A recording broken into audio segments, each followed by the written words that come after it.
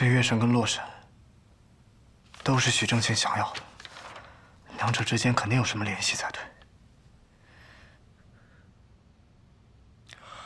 是啊，月神、洛神这俩大神真够神的。相传他是春秋时期的宝玉打磨成的，之后又由宫廷大将改成了吊坠，后来在抗日战争的时候丢失的。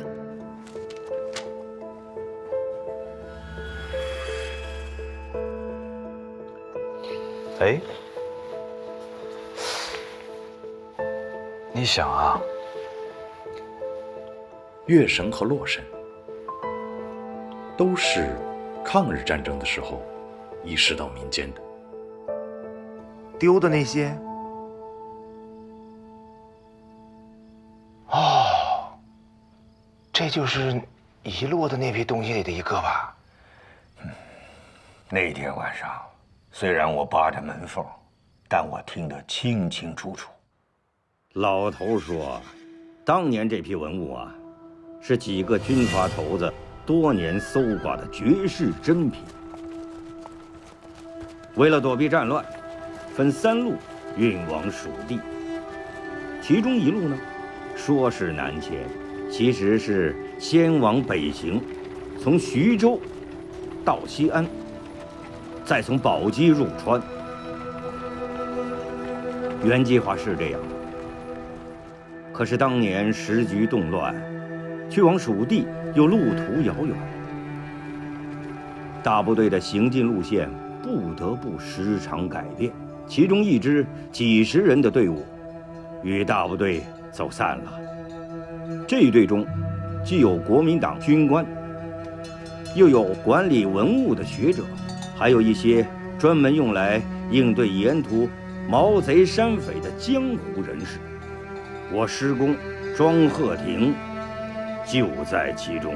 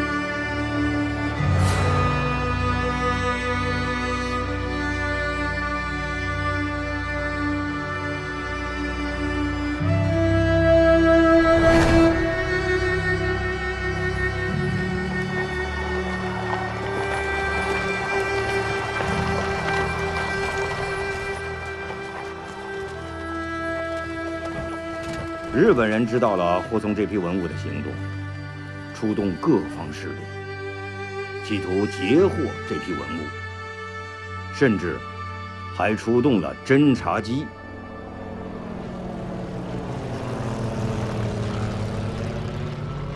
队伍行踪暴露了，继续带着这批文物是无法突破封锁的。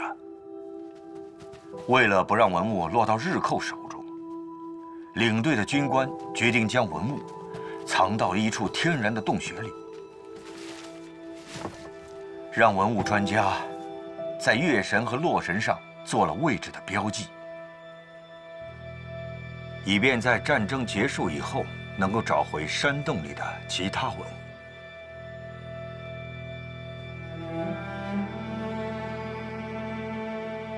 为什么记号要留在这2样宝贝上呢？让人记下来，或者写在纸上不就行了吗？那是战争年代，随时都会掉脑袋的。写在纸上也容易损毁，把位置信息拆开，分别标记在这2样东西上。一是隐蔽，一般人轻易不会看破上边的标记；二是它们本来就是文物，哪怕落在敌军手里，也能保存下来。可这2样宝贝不会有损伤吗？怎么可能会伤着？那些人可都是行家。再说，那庄老头虽然没明说，但是我估摸着，这2样东西的价值加起来，都远远比不上埋藏起来的那批文物。这就叫舍小保大。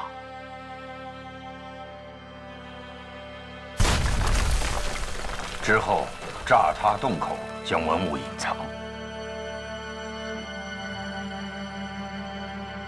出于安全和保密的考虑，军官决定，这2样东西由2队人分别带走。月神交给了一位文物专家，洛神便交给了庄鹤亭，并叮嘱他们突围后在约定的地点见面。在沿途中，庄鹤亭看到随行人员为了保护这批文物死的死，伤的伤，最后只有他一个人侥幸地活下来。当他赶到约定地点，另一队人却始终没能出现。至此，月神下落不明，他背后隐藏的信息也无人提及。这说明什么？这说明当年护送月神的人没能突围，全军覆没了。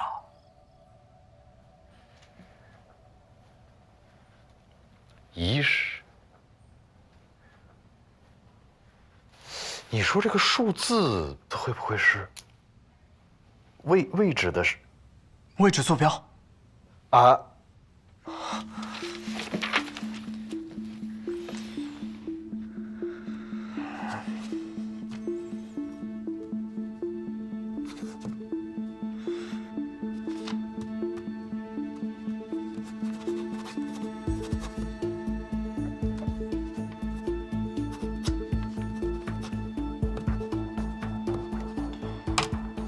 我明白了，罗队。要想把棋局上这些棋子转化为数字，可以用直角坐标来代替。中心点不是从天元出发，而是从左上角这个地方开始算。横轴跟纵轴分别是1到19。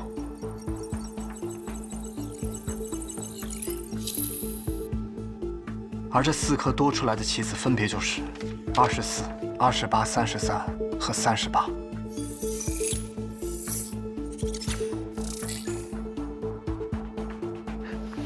但是等会儿，但是你这4个数字凭什么他在前，他在后？如果是打碎了，重新来的话，这个排列组合有多少种？也是。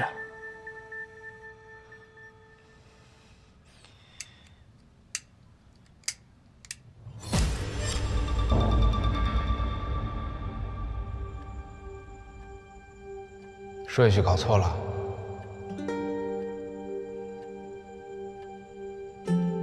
为什么错了？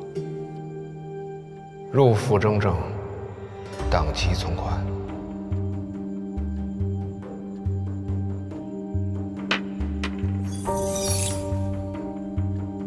能屈则屈，可立则立。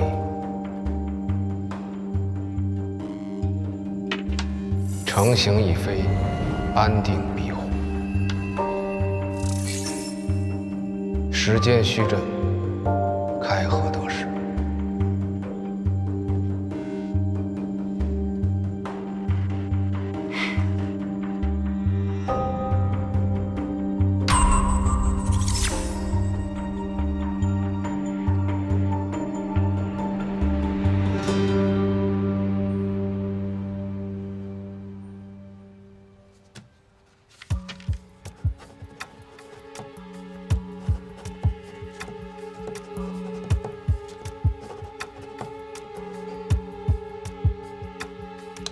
想出来了。棋子落子的顺序不同，结果就不同。想要死中求和，这是唯一的解法。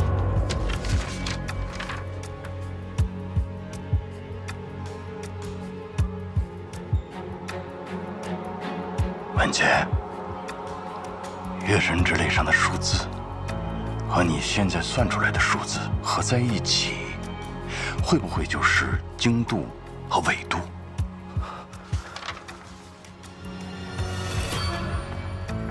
这样变成东经和北，换成东经和北纬，换成东经和北纬。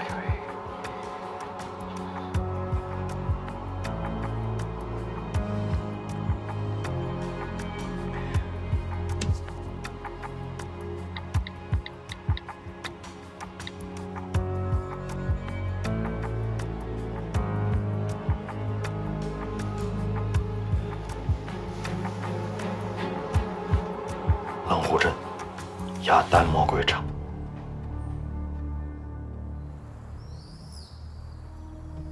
表哥啊，其实您以师伯的身份接近庄文杰，取得信任，再慢慢套话，不也可以得到这个秘密吗？干嘛这么费劲啊？哎，你想的太简单了。庄文杰他爸庄耀柏是因为洛神而死的。我贸然出现，再拿出和他爸一起失踪的洛神图，我怎么解释得清楚呢？一旦他怀疑我的身份和目的，有了闪失，他再学他爸接着糊弄我，我这辈子就再也别想得到这个秘密了。哦，我明白了，只有这么做，才能让庄文杰主动说出这个秘密。是啊，老天爷帮我呀！阴差阳错，他庄文杰撞枪口上了。红姐他们的行动，不光让我除掉了多年的对手，还让我顺利地接近了他。哎，租车公司吗？不是下午3点到吗？怎么没见车影呢？不好意思啊，我们这个司机啊是个新手，他应该快到了，您稍等。这什么人呢？这没到无人区，人就不见了。抱歉，您稍等啊，应该快到了。快！嘿嘿，二老板到哪儿啊？没车咱有骆驼。去。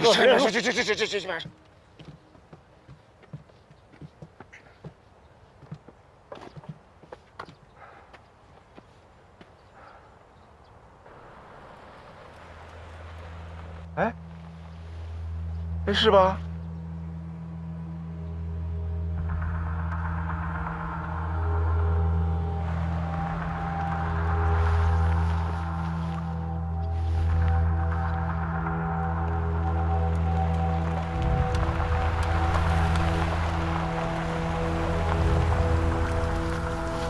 行，赶紧装车吧。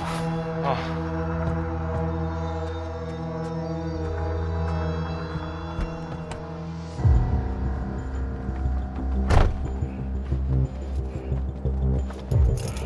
车票拿去了。不，别动！同志，干什么去？别动！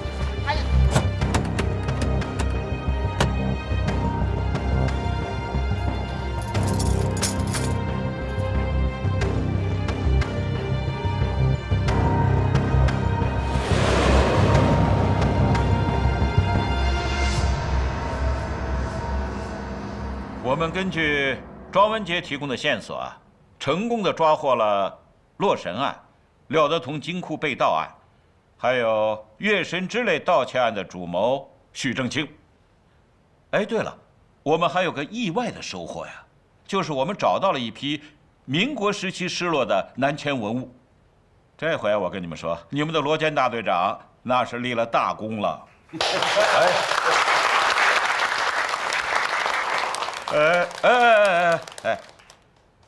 我们也得感谢省厅的苏英同志，还有其他同事的鼎力相助。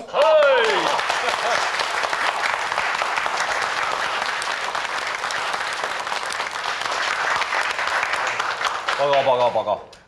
有个情况，这次庄文杰确实情况比较特殊啊，走点弯路，是受了这个许正清的蛊惑，但是后来呢，积极配合咱们警方，提供了非常重要的线索，所以咱们这边对于这个是不是？行了，你就不用多说了，这些情况我们自然会考虑的嘛。这是。哎，对了，你现在的主要工作就是尽快的审讯许正清和丁生活。明白。看看他们身上还有没有其他的案子。哦，啊，苏队长，这回怎么换成你了？这几天你们频繁的提审我，又问不出什么新问题，不累吗？许正清已经落网了。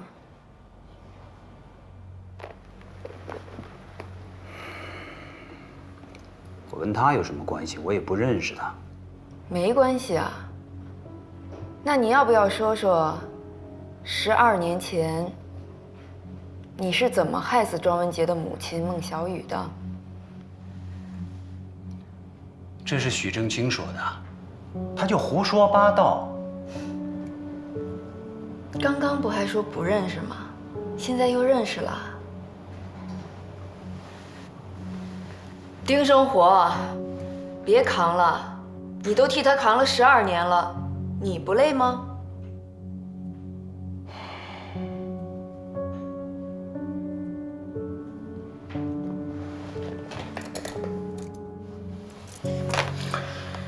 老队长，既然你抓到了我没什么可说的。你们所掌握的证据，我都认，包括谋杀庄文杰未遂。没了，能就这么点事儿吗？那我倒要看看，你还给我安上什么罪？有个餐厅你去过吗？叫老味道餐厅，啊，改名了。12年前，这家餐厅叫好味道。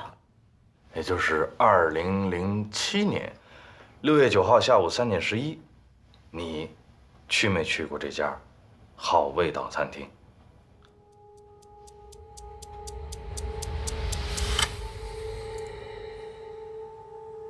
要不你抓紧时间吧，要不然你儿子就得去见他妈了。在张文杰学校附近的餐馆里，许正清用从他们家顺来的那张照片威胁庄耀白。他们还是人吗？说是要对他儿子下手。庄耀白和姓许的发了火，但是他害怕庄文杰再出什么事儿，最后还是答应去偷洛神。许正清没有直接参与你们的行动，他永远都躲在我们后面最安全的地方，怂恿我们去冒险，说在后面接应。小雨，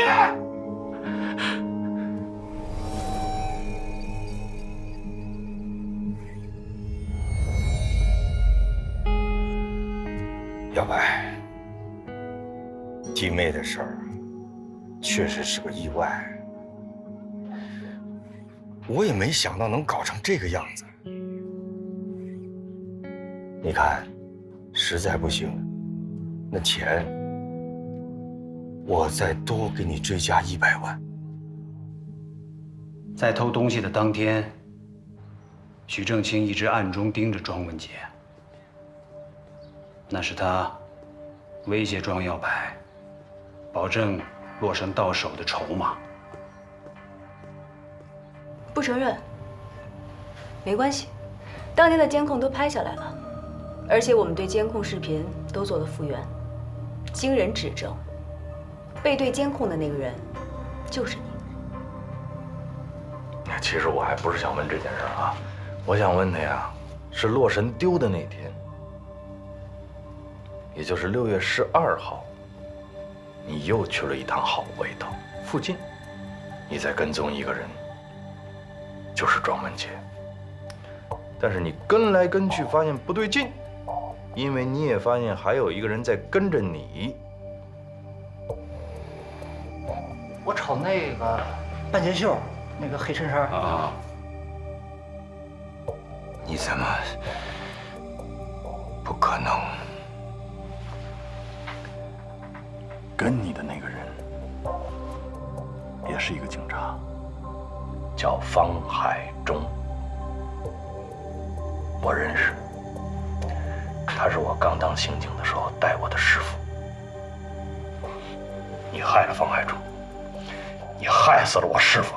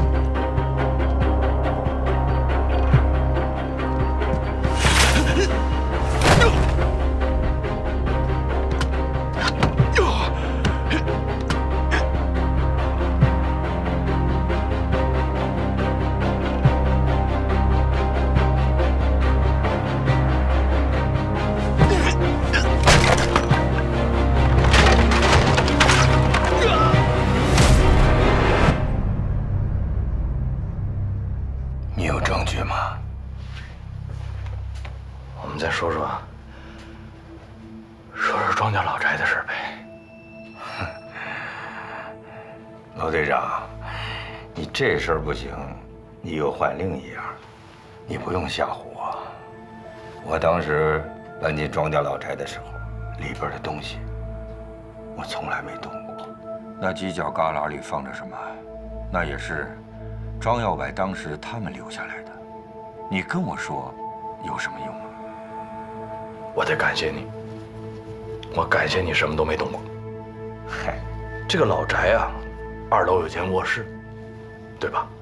这个卧室呢，当初就是庄文杰的父母住的地方。你到底想说什么？门一直锁着，你也不进去。你跟庄文杰说的什么呀？你说你害怕进去触景伤情，你到底害怕什么呢？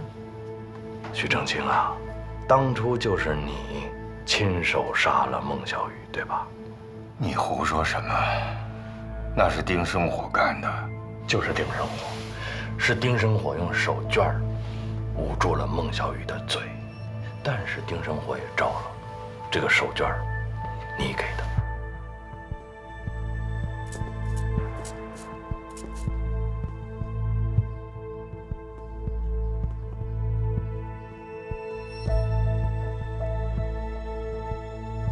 这个就是从2楼卧室找到的。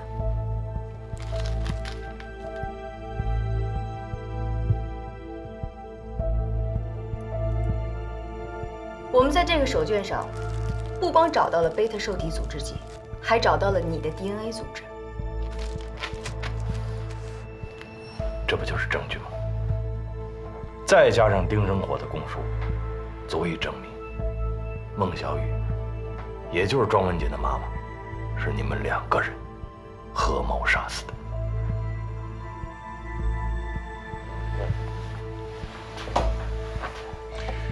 如果这些还不够，那你再跟我聊聊12年前庄文杰的父亲庄耀柏是怎么死的。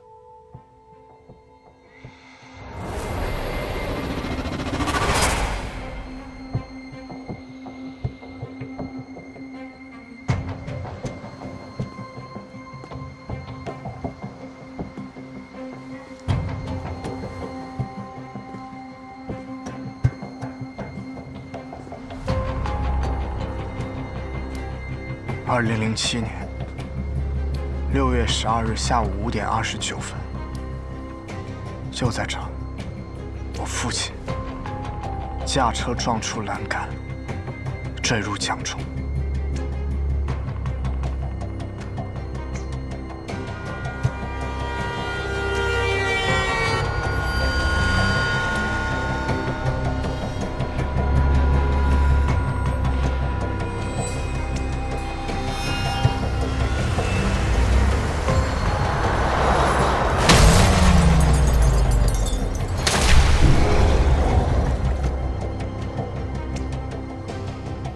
对于那起意外，我也很遗憾。你确定这是意外？庄文杰，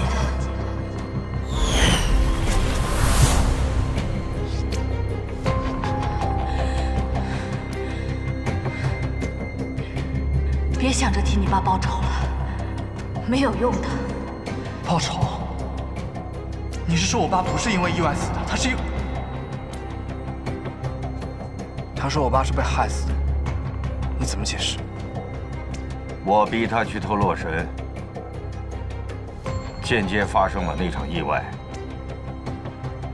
要说害死他，也说得通。说得通吗？我查了12年前洛神的卷宗，不对劲的。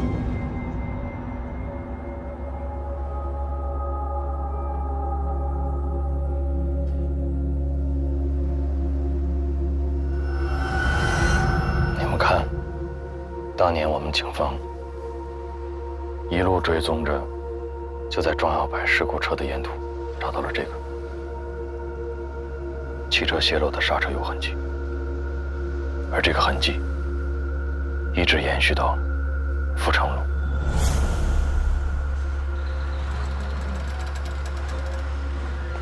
很可惜，我父亲开的车，整个车头在江中被撞毁，没有办法看到刹车油管的情况。既然没有证据，那就是一场意外。谁告诉你没有证据就是意外？没有实证是因为我们一直都不知道洛神案里还有第三个人，那就是说不可能出现倒手的情况。但是自从我们知道了有第三个人的时候，就能确定洛神完成过交接。要完成交接，势必需要时间。而所有事情的关键都在于最早出现刹车油痕迹的阜成路。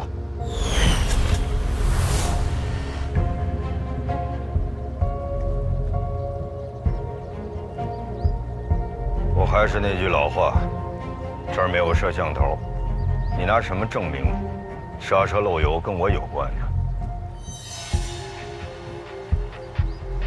你还嘴硬是吧？这条路上是没有监控探头，但是不代表这条路的南北口两端没有摄像头。我查了，根据庄耀柏的车进出这条路的时间，根据他的车速，能算出来，庄耀柏的车在这个位置至少停留了2分钟。在这2分钟里，洛神被转移，刹车油管遭到破坏。在这2分钟里，唯一有机会接触到庄耀柏的，只有拿到洛神的你，许正清。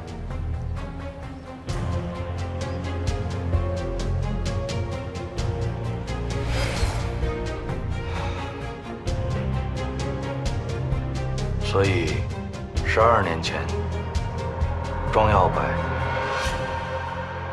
到底是怎么死的？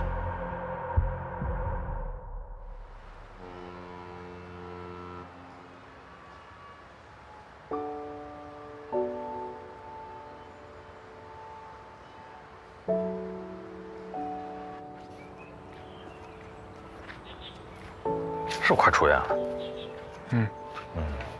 还是年轻啊，身体素质好，恢复得快。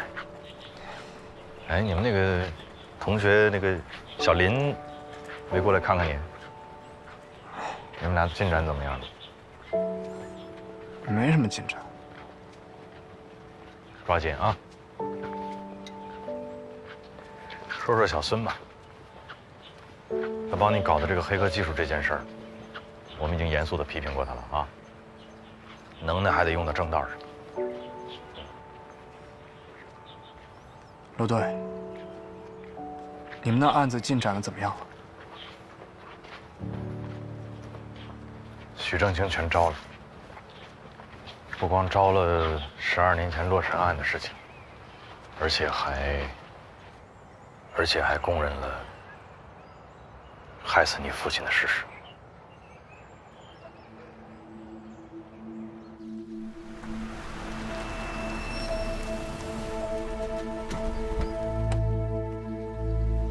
师弟，辛苦了。老丁呢？啊，出了点意外，折在保险库里了。哦。洛神图呢？在后备箱。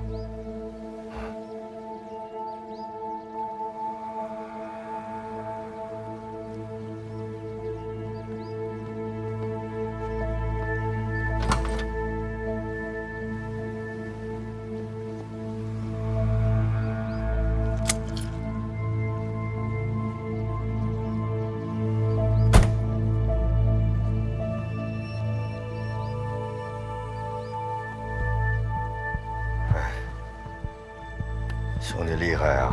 一出手就马到成功啊！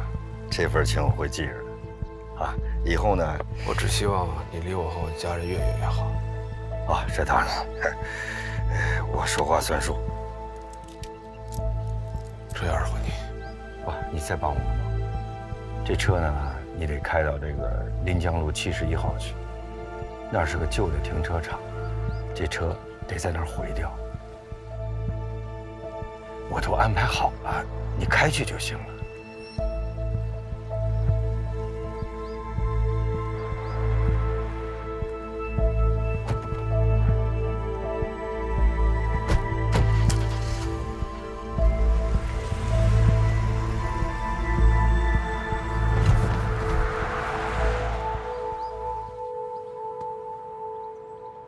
现在你知道了吧？你父亲真的已经离开了。我知道，但我还是不明白，既然他也早就知道了洛神背后的秘密，那他为什么不直接告诉许正清，而是要等到我的母亲被他们害死，还要冒险去偷洛神，最后把家里搞成这个样子？我给你讲个故事啊。当初洛神案案发之前，我师父曾经收到过一张纸条，是有人向他报信。我现在分析呢，这个报信人就是你父亲。东西就在茶园金库，具体时间呢我会通知你。你别着急。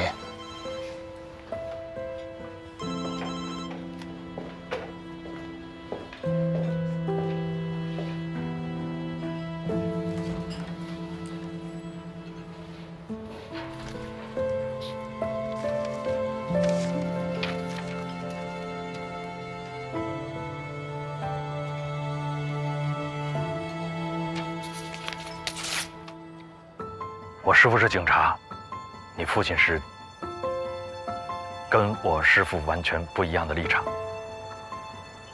但是他选择这么做，可能因为他当时有了家庭，特别是有了你，所以他下定决心想把自己重新活回一个好人。他知道许正清的真实目的并不是洛神，而是洛神背后的国宝文物，所以他既想破坏许正清的计划，又想保护你，让你不被牵扯其中，深受其害，于是才做了如此艰难的决定。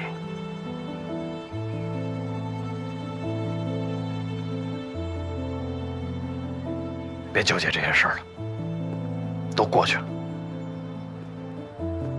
斯人已去，活着的人生活还得继续。你还年轻，得往前看，所以我也该从你的生活当中消失了。你出院的时候，我就不在了。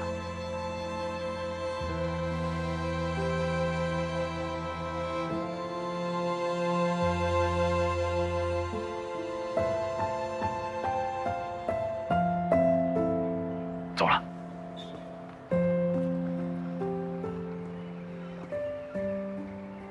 你父亲曾经一直想堂堂正正地站在阳光里，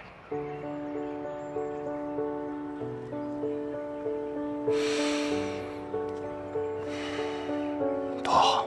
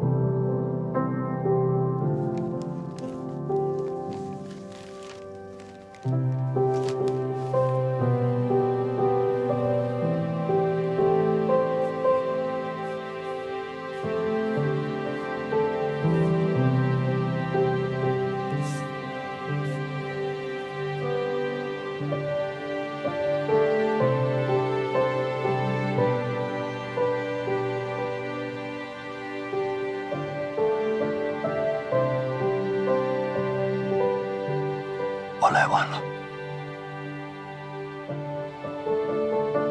对不起。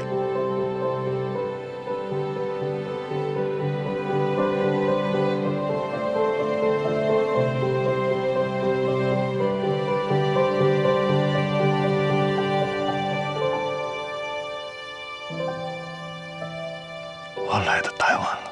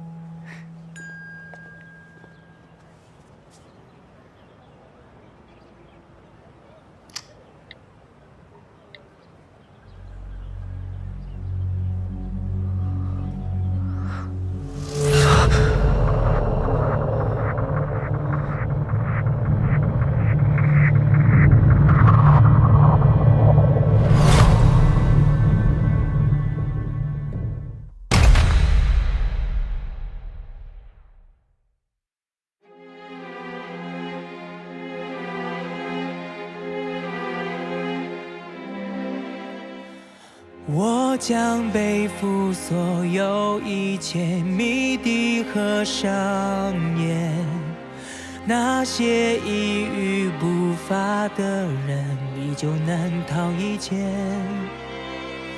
躲藏不进秋日的窗，避不开谎言。如何玄光被折射的光，是非曲折欲盖弥彰。黑白灰分不得世界，万物伴作正中间，徒留下一束束端倪，生生不息后湮灭。徘徊不见的分割线，奔走于望眼欲穿的门，不告而别的人终会于重重繁星之下。黑白灰分不得世界，万物伴作正中间，徒留下一束束端倪，生生不息后湮灭。徘徊不见的分割线，奔走于望眼欲穿的门，不告而别的人终会于重重繁星之下。光坠落停止不前，自如篡改的汽笛钟摆低垂，指向灰暗的空间，从未怀疑世界善恶的边界。